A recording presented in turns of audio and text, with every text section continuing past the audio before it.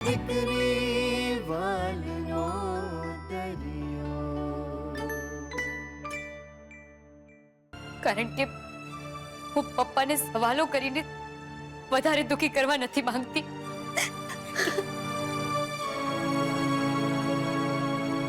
હવે આને શું થયું? તો શું કરે બિચારી? વગર વાકે ટોકાઈ ગઈ મારી દીકરી. કેટલી મહેનત કરી ને એણે ટી સ્ટોલ ઊભો કર્યો. હિમચી અદા સામે પણ ના જો. તારા પપ્પાએ કહ્યું કે ચાવી આપ, એટલે ફટ કરીને ચાવી સોંપી દીધી એમના હાથમાં ને કેદ કરી દીધી પોતાની જાતને આ ઘરના ઉમરામાં. આ તો અન્યાય કહેવાય મમ્મી. પપ્પા કિંજલને આવી સજા કેવી રીતે આપી શકે? તારા પપ્પા આ સજા કિંજલને નહીં બેટા, પોતાની જાતને આપી રહ્યા છે. પોતાની જાતને.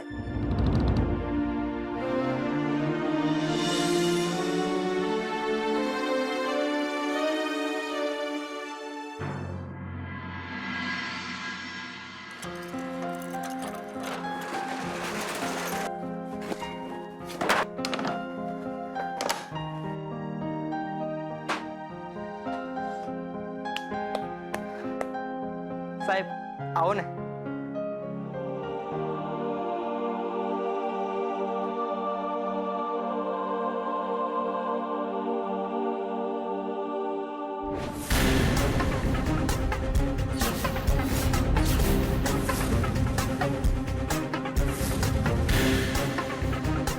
સાહેબ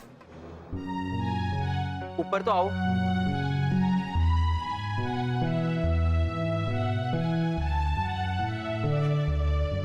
સાહેબ તમે ચિંતા ના કરો. દુકાનની બહાર ગલીના નાકા સુધીના બધા જ પોસ્ટર હું મારા હાથે ફાડીને બાળીને આવ્યો છું. કિંજલ બેન મારા પણ તો બેન છે ને. તમે અંદર આવો.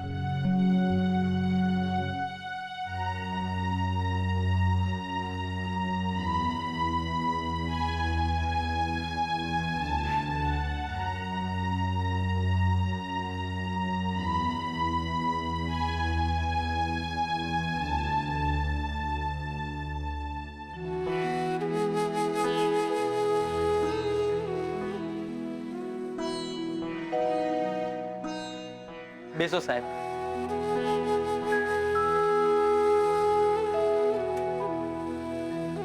સાહેબ કિંજલ બેને મને બરાબરની ટ્રેનિંગ આપી દીધી છે, એટલે તમારે જરાય ચિંતા કરવાની જરૂર નથી. તમારે ફક્ત ગલ્લે બેસવાનું છે, બાકીનું હું સંભાળી લઈશ. અને હા, હમણાં મારે 1-2 કલાક માટે સ્પોર્ટ્સ ક્લબ જવાનું થશે, ત્યારે તમારે દુકાન સંભાળી લેવી પડશે. તું જા. અરે આજે મજા આવી પણ જોવા.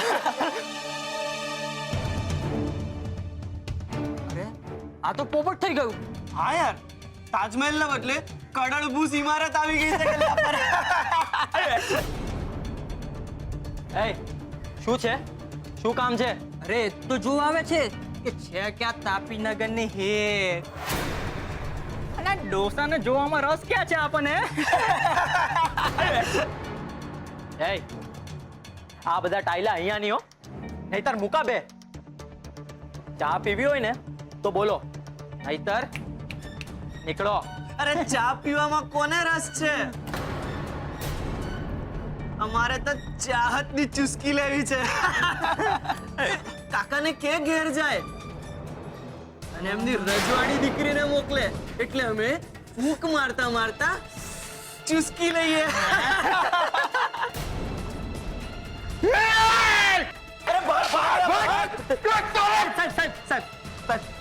રેવા દો.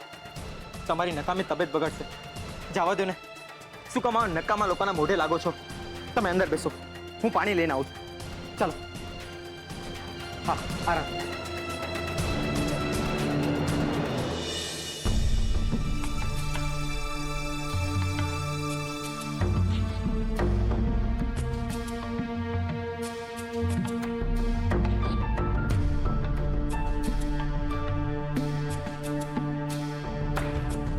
કિંજલ, તારા પપ્પા દુકાને ગયા ત્યારની હું જોઈ રહી છું. કે તું વારે ઘડીએ મોબાઈલમાં જોયે રાખે છે? વાત શું છે? વાત બસ એટલી જ છે કે મેં ગુલાબને કહી રાખેલું કે તું મને મિનિટે મિનિટનો રિપોર્ટ આપતો રહે છે કે દુકાને કોણ આવ્યું, કોણ શું બોલ્યું. પણ નહીં, લાગે છે ભાઈ સાહેબ ભૂલી ગયા. હશે હવે, જવા દે ને, બધું બરાબર જ હોવાનું ને. ના મમ્મી, તું સમજી નથી રહી. આ દુનિયામાં મલમ લગાવવાવાળા ઓછા ને મીઠું લગાવવાવાળા લોકો વધારે હોય છે. ને ઉપરથી તું પપ્પાની તબિયત તો જાણે જ છે. ક્યાંક કોઈ આલતુ ફાલતુ આવીને બળબડ કરવા લાગ્યું તો, ને પપ્પાનું બીપી વધઘટ થઈ ગયું તો. એવું ના બોલ. અને તું છે ને પેલા કંઈક ખાઈ લે. આમ પણ ભૂખ્યા પેટે નકામા વિચારો વધારે આવે. હું તારા માટે નાસ્તો લઈને આવું. અને હા, હવે 15 મિનિટ સુધી તારે આને અડવાનું નથી, સમજી?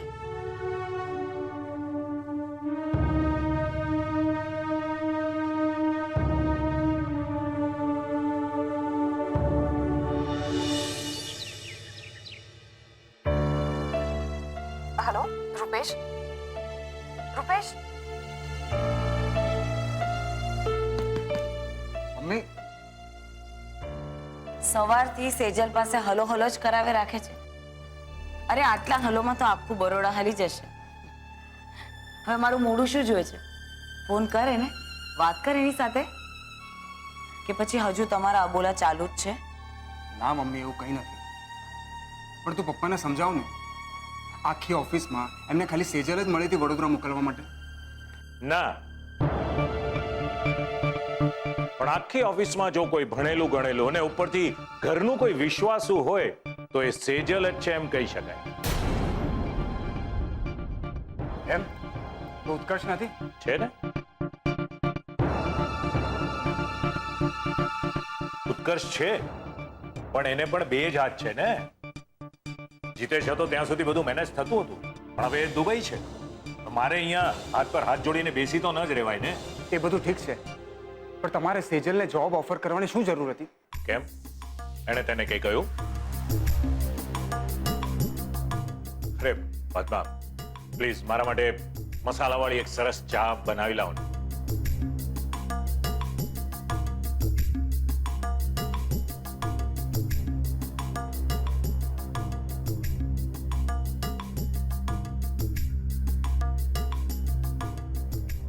હા ભાઈ, તને કઈ કહ્યું હોય તો મને કહી દે. કહ્યું નથી, પણ હજુ એ આખી સીએ થઈ પણ નથી. ને મને બરાબર યાદ છે કે જ્યારે ઉત્કર્ષ એન્જિનિયર થઈ ગયેલો ત્યારે જ તમે એને જોબ ઓફર કરેલી. બરાબર છે, પણ બેટા આ કેસમાં એવું છે ને કે સેજલને જોબની જરૂર હતી અને મને કોઈ વિશ્વાસુ ટેલેન્ટેડ વ્યક્તિની, જે સેજલ છે. પણ સેજલ જો અત્યારે અહીંયા હોત તો આવી પરિસ્થિતિમાં કિંજલને મદદ કરી શકી હોત ને. એમ? ઓલરાઈટ, ચાલ તો એક કામ કરું છું, હું સેજલને પાછી બોલાવી લઉં છું. પણ મારી એક શરત છે, સેજલને બદલે તું વડોદરા જશે અને એનઆરઆઈ વાળો રિસોર્ટનો પ્રોજેક્ટ તું સંભાળશે. હું સંભાળું. પપ્પા, તમે જાણો છો કે એ શક્ય નથી. તો પછી માથાકૂટ કરવાનું રહેવા દે ને ભાઈ. જેમ ચાલે છે એમ ચાલવા દે. સેજલ ત્યાં સારું કરે છે. ને તમે અહીંયા ખરાબ. બધી વાતમાં તમને ડીલ, બિઝનેસ, ફાયદો જ દેખાય છે. પણ તમે એમ કેમ નથી સમજતા કે હું સેજલને... ઓ ભાઈ, વાત પૂરી કરતા શું કહેતો તો બોલ. જો રૂપેશ, તારા મનમાં જે પણ ચાલી રહ્યું છે ને હું બરાબર સમજુ છું. ઓલરાઈટ, ચલ મારું એક સજેશન છે. તું સેજલ સાથે વધારે સમય વિતાવવા માંગે છે ને, તું પણ ઓફિસ જોઈન કરી લે. તું સેજલ સાથે વધારે ટાઈમ સ્પેન્ડ કરી શકીશ, તમે લોકો મળી શકશો એકબીજાને વધારે, બિઝનેસ પણ થતો રહેશે, બધા જ ખુશ. બધા નહીં પપ્પા, બધા નહીં. ખાલી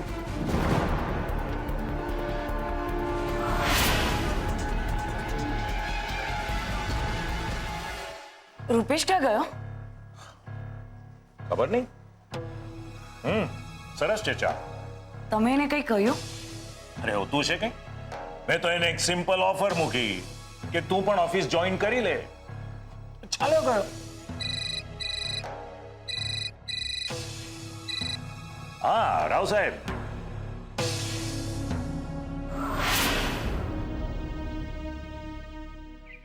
શું પપ્પા ઠીક તો છે ને ગુલાબ? તું પપ્પાનું ધ્યાન રાખજે ને જો એવું હોય ને તો તું રમાકાંતભાઈને આજે સ્પોર્ટ્સ ક્લબ માટે ના કહી દેજે, પણ પપ્પાને એકલા નહીં મૂકતો. હા, શું થયું કિંજલ?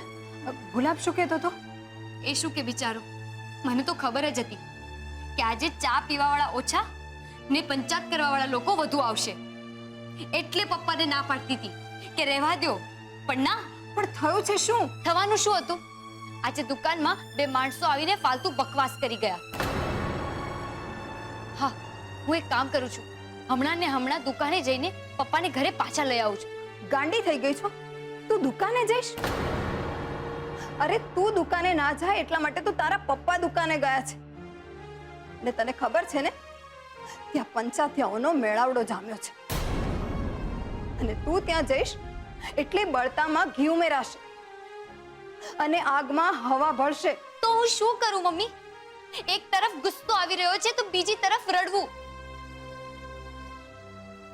કોઈ પણ પ્રકારના વાહક ગુના વગર હું ચર્ચાનો વિષય ને પપ્પાના આંખનો અવિશ્વાસ બનીને ઊભી રહી ગઈ છું. તું જ કે મમ્મી, હું શું કરું? ગીતાજી વાંચ, તારું મન શાંત થઈ જશે. એક મિનિટ, હું હમણાં આવી.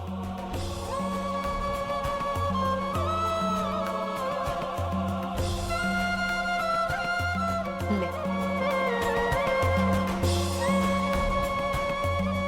આ વાંચ. પણ મમ્મી, કહ્યું ને બેટા, જ્યારે જીવનમાં બહુ બધા કિંતુ પરંતુ જમા થઈ જાય ને, ત્યારે ગીતાજી વાંચવા જોઈએ. એવું કહેવાય છે કે ગીતામાં દરેક સવાલના જવાબ છે. હા રમાકાંતભાઈ, ના ના, આજે નહીં આવી શકું, કારણ કે કિંજલબેન છે નહીં, અને સાહેબને દુકાન ઉપર એકલા મૂકીને આવું એ શક્ય નથી.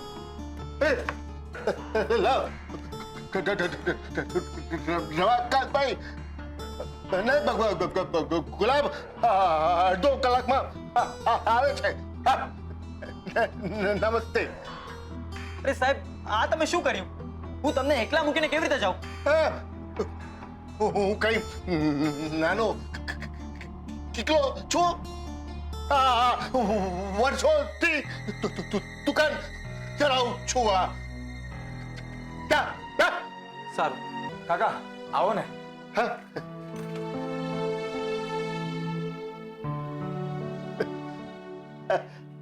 બોલો, શું ચા મળશે? મળશે ને? કેવી? આદુ વાળી કે પછી રજવાડી કે મસાલા વાળી? પપ્પા, આ અંકલ કેમ આવું અટકી અટકીને બોલે છે? રજવાડી, આદુવાડી, એ આપણા જેમ કેમ નથી બોલતા? હોય બેટા, પછી સમજાવું. મસાલા વાળી ચા છે. ભલે. બેટા, એવું ન બોલાય. આમ વડીલ માણસના ચાળા ન પડાય, ખરાબ લાગે, સમજો? આદુ વાળી કે પછી રજવાડી કે મસાલા વાળી? પપ્પા, આ અંકલ કેમ આવું અટકી અટકીને બોલે છે? રજવાડી, આદુવાડી, એ આપણા જેમ કેમ નથી બોલતા?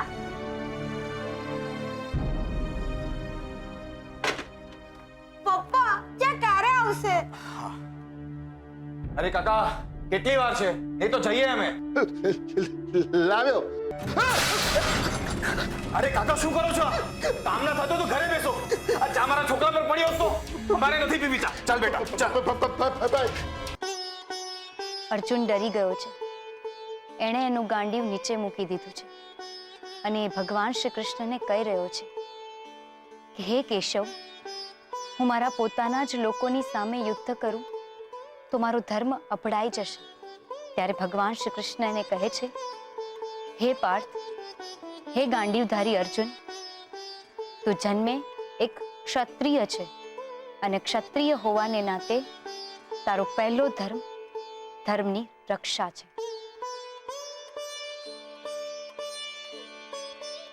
પછી સામે કોણ ઊભું છે એ જોવું કે એ નક્કી કરવું તારું ક્ષેત્ર નથી. તું બસ તારું કર્મ કર. તું કોઈ ખોટું કામ નથી કરી રહ્યો. તે હંમેશા વફાદારીથી તારું કર્તવ્ય નિભાવ્યું છે. એટલે ઉપાડ આ ગાંડીવ અને ટંકાર કર, અધર્મને લલકાર કર. હું હંમેશા સત્યની પડખે છું. હે કિંજલ, કઈ સમજાયું? તું તારું કર્મ કર, ડર નહીં. તારે ડરવાની કોઈ જરૂર નથી. તે તો કઈ ખોટું કર્યું જ નથી ને? હું જાણું છું, પણ જે કંઈ પણ થયું એનું પરિણામ તો એ જ આવ્યું ને કે પપ્પા મારા પરનો વિશ્વાસ ખોઈ બેઠા ને હું પપ્પાની નજરોમાં ગુનો કરી બેસી છું ને. ગુનો નહીં કિંજલ, ભૂલ. ગુનાની સજા હોય અને ભૂલની માફી. તને જો સહેજ પણ મનમાં ભાર હોય ને તો જા, જઈને તારા પપ્પાની માફી માંગી લે અને મુક્ત થઈ જા એ ભૂલના ભારમાંથી. ઉઠ કિંજલ ને જઈને માગી લે માફી. આમ ને આમ તો તું હિજરાતી રહીશ. પાર્થ બન અને ઉપાડ તારા શબ્દોનું ગાંડીવ. ત્યાં કુરુક્ષેત્ર હતું ને આ તારું કર્મક્ષેત્ર છે. જા, જઈને માગી લે માફી. આ સમય ઢીલા પડવાનો કે આંસુ સારવાનો નથી. તું તારું કર્મ કર, ડર નહીં.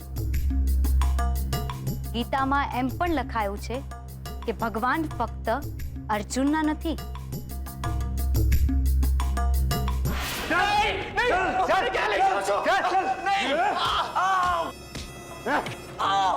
ચાહતની ચુસ્કી હા. ફૂંક મારીને પીવું, હા? કે ફૂંક મારતા મારતા માર સાલાને. ચખાડાને માર. પંચિંગ બેગ પર તે બહુ પ્રેક્ટિસ કરેલી હતી. માર. રજવાડી ચા, હા? હીર રાંઝા બહુ લગતા આવડે છે ને તને? ઉત્કર્ષ, ચખાડાને મજનુ માફકનો માર. નહીં, મને મારતા નહીં પ્લીઝ. હું તમારા હાથ જોડું છું. મને મારતા નહીં પ્લીઝ.